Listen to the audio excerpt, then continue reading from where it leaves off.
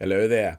Gore, you are in the midst right now of a by-election. In fact, you've only got until Thursday the 13th of July, lunchtime, to get your votes in for this by-election. And I know I say this for every election, but it's kind of important that you vote. There's a couple of reasons for that. First of all, by-election turnout is usually really small. Local body election turnout is already tiny, and by-elections are just a fraction of that.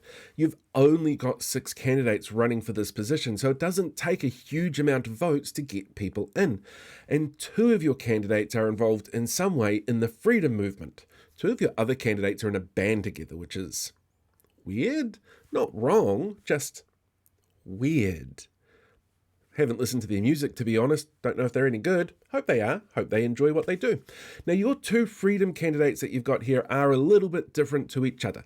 You've got Liz Adams-Gray, who is a believer in the QAnon theory of the Great Reset, which is essentially, it's kind of hard to explain, but somehow it involves JFK coming back from the dead.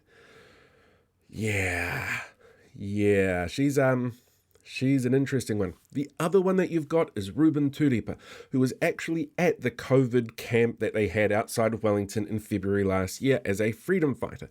You can find a whole bunch of his freedom-themed music on places like Spotify and Amazon, if you really want to.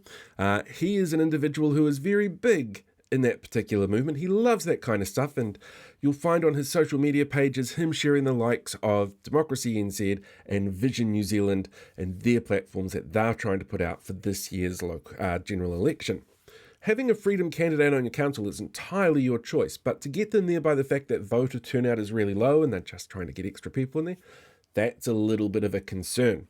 So it's really important, if you haven't done so already, go and check out your candidates. You've got 6 of them. You've got somebody like Alan Byrne, who was on the Alcohol Liquor Licensing Trust for a really long time. You've got somebody like Andy Fraser, who was a former cop, who now works in the farming industry. So make sure you check out and see who your candidates are. Feel free to flick them a message if you need to, but you've only got until Thursday lunchtime to get those votes in.